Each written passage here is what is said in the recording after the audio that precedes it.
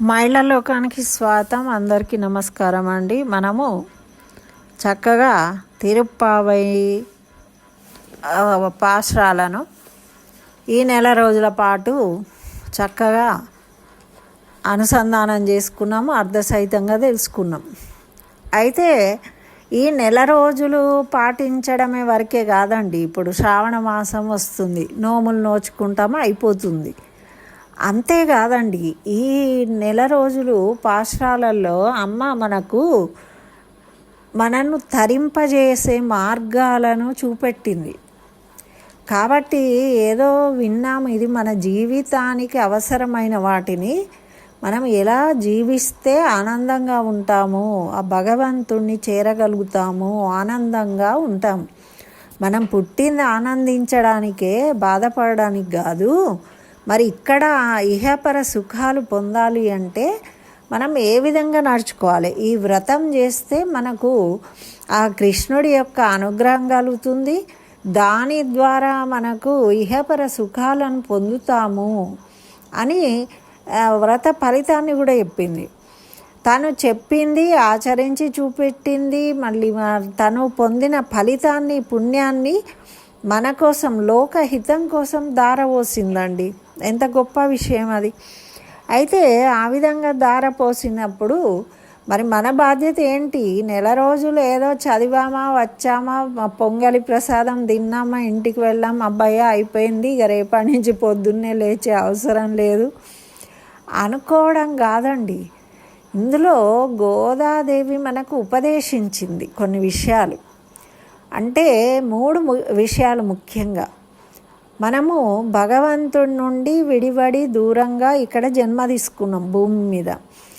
మళ్ళీ మనం భగవంతుణ్ణి ఏ విధంగా చేరాలి అనే మార్గాన్ని చెప్పింది. ఆ మార్గంలోకి మనం వెళ్ళడానికి 3 స్టెప్స్లలో చెప్పింది అన్నమాట. ఏంటి? ఫస్ట్ మనము సంసిద్ధం చేసుకోవాలి. అంటే ముందు మనము భగవంతుణ్ణి చేరాలి అనే కోరిక కలిగి ఆ ప్రయత్నాన్ని ప్రారంభించాలి. అందుకే ఏమంటుంది? వ్రతము చేయడానికి ఇచ్చ ఉన్నవారు, కోరిక గల వాళ్ళందరూ రండి అని చెప్తుంది. భగవంతుడి దగ్గరికి వెళ్ళాలి అని కోరిక ఉన్న వాళ్ళందరూ రండి వ్రతం చేయడానికని పిలుస్తుంది. అది ఫస్ట్ మనం సంసిద్ధులుగా ఉండాలి. మరి సంసిద్ధత ఉన్నప్పుడు మనము మెల్లమెల్లగా ఏవేవి మార్చుకుంటూ వెళ్ళాలి? మనము భగవంతుడికి ప్రియంగా మారాలి ఫస్ట్. అంటే భగవంతుడికి ఇష్టమైన విధానంగా మనము మన జీవిత విధానాన్ని మార్చుకోవాలి. అది ఎలా చేసుకోవాలి అనేది ఈ పాశ్రాల ద్వారా తెలియజేసింది అన్నమాట. అయితే మనకు 1 నుంచి 5 పాశ్రాలలో మనము ఏ విధంగా ఉండాలి అనే నియమాలను తెలిపింది. ఈ వ్రతం చేయడానికి ఈ నియమాలు ఉండాలి అంటే ఈ వ్రతము ఏం వ్రతం అండి? ఇది ఆ స్వామిని చేరుకోవడమే కదా. ఆ స్వామిని చేరుకోవడానికి ఎప్పుడైనా చేరుకోవచ్చు, ఆ నెలలోనే చేరుకోవాలని కాదు. అమ్మ అప్పుడు ఆ వ్రతం చేసింది కాబట్టి మనం కూడా ఆ నెలలో చేస్తున్నాం. అంతేగాని ఇప్పుడు ఆ నెలలోనే కాదు. అందుకే మనకు నిన్న ఫలశ్రుతి పాశ్రంలో ఏం చెప్పిండ్రు? ఈ తిరుప్పావై పాశ్రాలను రోజు కూడా పఠించాలి. ఆ నెల రోజులు పఠించడమే కాదు, రోజు కూడా పఠించాలి అని చెప్పారు మనకు పెద్దలు. అయితే అప్పుడు మన లోపల మనకు సమృద్ధి కలుగుతుంది, ఎప్పుడూ ఆనందంగా ఉండగలుగుతాము. ఎప్పుడు ఆనందంగా ఎందుకు ఉంటామండి? మనము ఏదైనా కొన్ని విషయాలు వింటూ ఉంటే మనసులో కొంత మార్పు అనేది కలుగుతుంది. ఇప్పుడు సడన్గా అల్లరి చిల్లరగా తిరిగే పిల్లవాడు రోజు గుడికి వెళ్ళి ప్రదక్షిణాలు చేసి వస్తూ బుద్ధిమంతుడు అవుతాడు. వాడు గుడికి వెళ్ళినప్పుడల్లా మంచిగా అవుతున్నాడు, బుద్ధి వచ్చింది అంటాం. అట్లా మనకు కూడా బుద్ధి రావాలి కదా. ఒకసారి 1 నెల రోజులే బుద్ధి ఉంటే ఎట్లా? అది కాదు. అంటే మరి ఏం చేయాలి, ఏం నియంత్రించుకోమని చెప్పిందో మనం కొన్ని విషయాలని ఇక్కడ తెలుసుకుందాం. ఎందుకంటే పాపం అమ్మవారు సాక్షాత్తు భూదేవి మన కోసం ఇక్కడ అవతరించి ఆ వేదాలు పురాణాలు అవన్నీ వీళ్ళు ఎక్కడ చదువుతారు, పాపం వీళ్ళు ఎలా తరిస్తారు, ఆ రోజు గోపికలు ధరించిండ్రు, మరి వీళ్ళకు కూడా తెలపాలని ఈ కలియుగంలో మన కోసమే అవతరించింది. ఒక స్త్రీగా వచ్చింది. ఆళ్వార్లు 9 మంది 12 మంది ఉంటే అందులో ఒక్కతే స్త్రీ. మరి ఆమె మన మహిళల కోసమే వచ్చింది. మనల్ని తరింపజేయడానికి ఆమె ఈ వ్రతాన్ని చేసి చూపించింది కదా. అప్పుడు మనము ఆమె మీద ప్రేమతోని దీన్ని గురించి ఆలోచించి ఆచరించే ప్రయత్నం చేయాలి. మరి ఆచరించాలంటే దాని గురించి విన్నాము వదిలిపెట్టకూడదు. దాంట్లో ఉన్న ముఖ్య విషయం ఏంటో అమ్మ చెప్పింది. మనం ఈరోజు 1 నుండి 5 పాశ్రాలలో ఏం చెప్పింది, ఏం చేయాలని చెప్పింది, ఎలా ఉండాలని చెప్పిందో తెలుసుకుందాం. ఇవన్నీ మనము జీవితంలో ప్రతిరోజు పాటించవలసిన విషయాలు కాబట్టి తప్పకుండా మనం తెలుసుకోవాలి. ముందేం చెప్పిందంటే స్నాన వ్రతము, కోరిక ఉన్నవారు రండి అన్నది. మనందరికి కోరిక ఉంది కాబట్టే కదా ఇప్పుడు 1 రోజులు వ్రతం చేసినాం. అయితే అంతఃకరణ శుద్ధి కూడా ఉండాలి. బయట నీళ్లతో స్నానం చేస్తే బాహ్య శుద్ధి జరుగుతుంది. అంతఃకరణ శుద్ధి అంటే మనస్సు కూడా స్వచ్ఛంగా ఉండాలి. మరి మనసు స్వచ్ఛంగా ఉండాలంటే మనసులో నుండి ఏమేమి తీసేయాలి? మరి కరెక్టేనండి, ఈ కాలంలో ఎక్కడ నడుస్తుంది? ఇదేమన్నా పాతకాలమా? కాలం మారిపోయింది. ఇప్పుడు మనం అట్లా సత్యపూసల్లాగా ఎడ్డిరాముల్లాగా ఉంటే నడవదు, మస్తు చాలు ఉండాలి అంటూ ఉంటారు కదా కొంతమంది. అందుకే ఏం చెప్తుందంటే ఈ వ్రతం ఎవరు చేస్తారో వాళ్లకు పరమాత్మ అనుగ్రహంతో ఇహపర సుఖాలు కలుగుతాయి. కాబట్టి మనము వాళ్ళని వీళ్ళని చెడు మార్గంలో వెళ్ళి మన అవసరాల కోసము వాళ్ళ వెంట పడే బదులు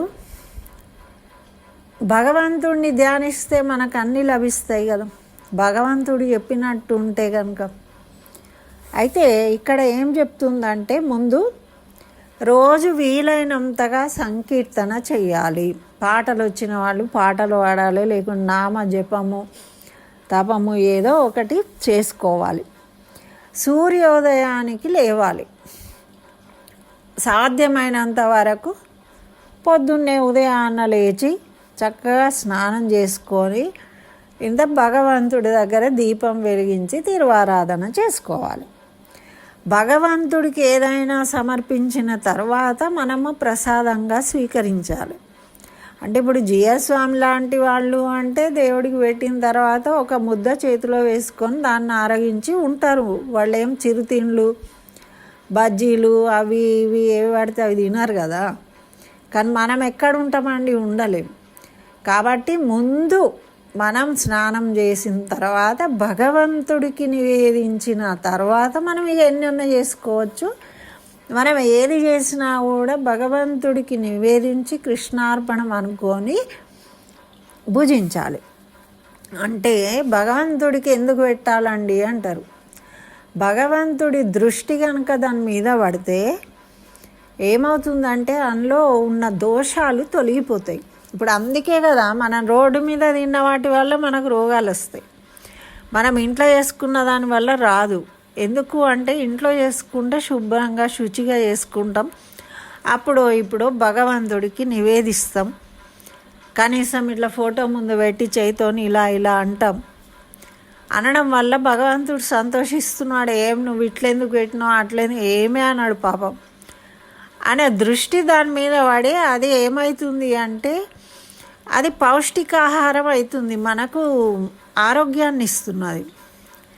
అందుకోసం మనము అది అలవాటు చేసుకోవాలన్నమాట. మరి ఆడంబరాలు అలంకారాలను మానివేయాలి. వాటి అందు ఆసక్తి ఎక్కువగా పెట్టుకోవద్దు. పెద్దలను అనుసరించాలి. ఇంట్లో ఎవరైనా పెద్దవాళ్ళు ఉంటే పలానా విషయం ఈ విధంగా చేయాలమ్మా, మన ఇంట్లో ఇట్లా చేసుకుంటామని ఏం చేసిండ్రు అనొద్దు. వాళ్ళు మనకన్నా పెద్దవాళ్ళు ఆ వంశంలో కాబట్టి వాళ్ళు చెప్పినవి మనం ఆచరించాలి, వాళ్ళను గౌరవించాలి. మరి ఇంకా ఇతరుల మీద చాడీలు చెప్పకూడదు. అత్త మీద పక్కింటోళ్ళకు, ఆడబిడ్డల గురించి, భర్త గురించి, ఎవరి గురించి కూడా చాడీలు చెప్పొద్దు. మీకు ఏదైనా ఇబ్బందులు ఉంటే మీరు డైరెక్ట్ వాళ్ళతోనే మాట్లాడుకొని చక్కగా దాన్ని నవ్వుకుంటూ తేల్చేసుకున్నారనుకోండి, ఎప్పటిదప్పుడు హాయిగా ఉంటుంది. కానీ మనసులో పెట్టుకొని వాళ్ళకు వీళ్ళకు చెప్తే ఏమొస్తుందండి? గొడవలు తప్ప ఏమీ రాదు. కాబట్టి చాడీలు చెప్పొద్దు. సత్యం మాట్లాడాలి, హితంగా మాట్లాడాలి, ప్రియంగా మాట్లాడాలి, ఎవరికైనా నచ్చేటట్టు మాట్లాడాలి. దానికి కోపం వస్తుందని తెలుసు, నేను అందుకే అన్నా అంటారు.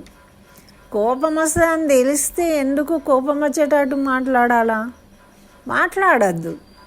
వాళ్ళకి ఇష్టమైనట్టే మాట్లాడాలి. ఇప్పుడు మనకి ఇష్టం కాని మాట మాట్లాడితే మనకు కోపం రాదా? బాధ రాదా? మరి ఎదుటోళ్ళకి కూడా అంతే కదండి. కాబట్టి కావాలి అని తెలిసి కూడా ఆ విధంగా మాట్లాడకూడదు. మరి ఆత్మస్తుతి, నేను చేసిందే గొప్ప అంటారు. కొంతమందికి వంటలు చేస్తారు, వేరే వాళ్ళు ఎవరు చేసినా నచ్చదు, వాళ్ళు చేస్తేనే వాళ్ళకి ఇష్టం. వేరే వాళ్ళు ఎంత బాగా చేసినా కూడా వీళ్ళు బాగుంది అనడానికి వీళ్ళకి ఇష్టం ఉండదు. ఎందుకండి? బాగుంది అంటే తప్పేముంది? మీరు చేస్తే బాగున్నప్పుడు వాళ్ళు చేస్తే కూడా వాళ్ళది కూడా బాగుంటుంది కదా. మనం తినేది అన్నము, వాళ్ళు ఏం చేస్తారు? ఎవరైనా అదే చేస్తూ ఉంటారు. కాకపోతే కొంచెం ఉప్పు కారం తేడాలు ఉంటాయి. కానీ అట్లా మీరే అనుకోకూడదు. అబ్బా నువ్వు అక్క నువ్వు మంచిగా చేస్తావే వంకాయ అని వాళ్ళు నిన్ను అంటే అది సంతోషం. అంతేగాని నువ్వే అబ్బా నేను చేసినట్టు ఎవ్వరు చెయ్యరు అని అనుకోకూడదట. పరనింద పనికిరాదు. ఏదైనా తప్పు జరగంగానే కొంతమంది ఏం చెప్తారు, అప్పుడు నేను చేసేటప్పుడు ఈమె వచ్చింది అందుకే ఇది కింద పడ్డది పగిలిపోయింది అంటారు. ఎవరి మీదనో నిందేసేస్తారు. అది నేనేమన్నా, నేను వట్టిగానే వచ్చినా, నేను ముట్టనే లేదు అంటారు వాళ్ళు. అంటే మీరేమంటారు? నువ్వు మాట్లాడిచ్చుడికే నేను అటు చూసేసరికి ఇటు కింద పడ్డది అంటారు. అటు చూస్తే నీ చేతిలో ఉన్నది, నీ బాధ్యత నువ్వు చూసుకోవాలి, ఆమెకేం తెలుసు? కానీ అది నింద.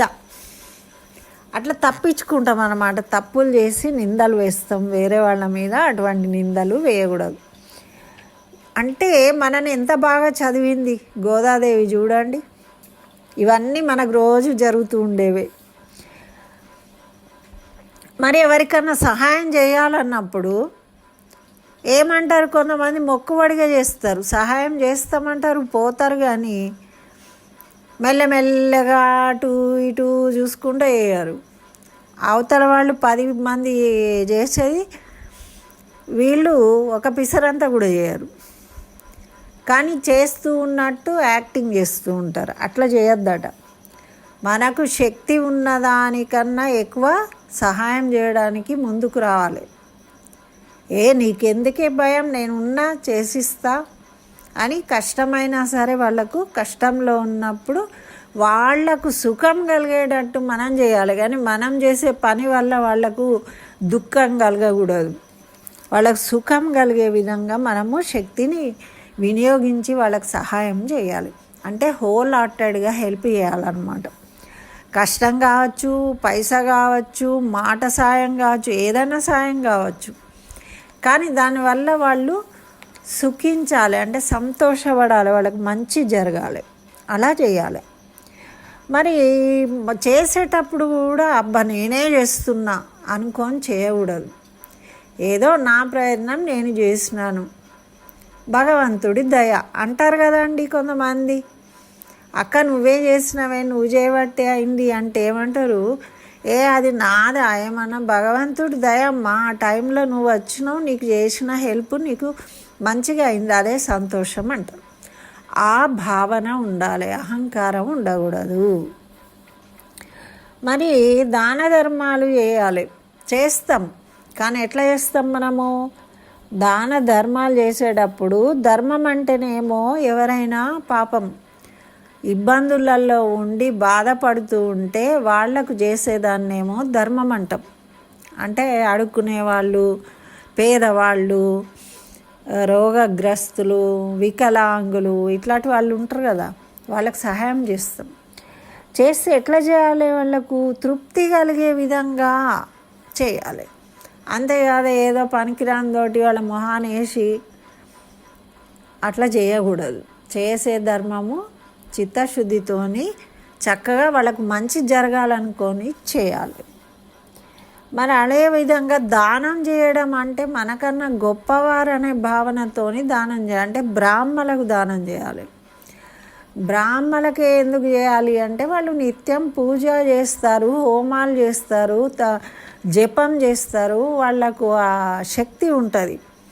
కాబట్టి ఆ శక్తి వల్ల మనం చేసే దానాన్ని స్వీకరించినప్పుడు మనలో ఉన్న దోషాలను కూడా వాళ్ళు స్వీకరిస్తారు. ఎట్లా స్వీకరిస్తారు? మరి వాళ్ళకి ఏం కాదా అంటే వాళ్ళు మళ్ళీ జపాలు చేసుకుంటారు. వాళ్ళు చేసుకోవడం వల్ల ఏమవుతుంది? వాళ్లకు మళ్ళీ ఇవి తొలగిపోతాయి అన్నమాట. మనం అంత కఠినంగా మనం జపం చేయలేం కదా, అందుకని బ్రాహ్మణులకు చేయాలి అని చెప్తారు. అయితే చేస్తే మరి ధర్మం చేసేటప్పుడు ఎట్లా చేయాలి?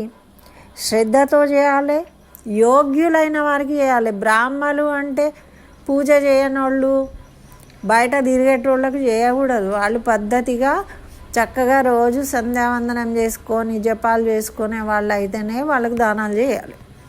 అంతేగాని మరి బాగా డబ్బున్నోడికి పోయి డబ్బు దానం చేయొద్దు. వాళ్ళు గొప్పవాళ్ళు, వాళ్ళు చక్కగా పాటిస్తున్నారు నియమాలు అనుకున్నప్పుడే వాళ్లకు దానం చేయాలి, యోగ్యులైన వాళ్లకు. మరి చేసేటప్పుడు శ్రద్ధతోని భక్తితోని చేయాలి. ఇంతే ఇస్తున్నా, అయ్యో ఇంత గొప్పవారికి నేను ఇంతే ఇవ్వగలుగుతున్నా, నా దగ్గర నాకు శక్తి లేకపోయా అనుకోవాలి. అంతేగాని అయ్యగారు 500 ఇచ్చినా అదే ఎక్కువ, ఇంకా ఎక్కువ అడుగుతావా అంటారు పూజ చేయించుకొని.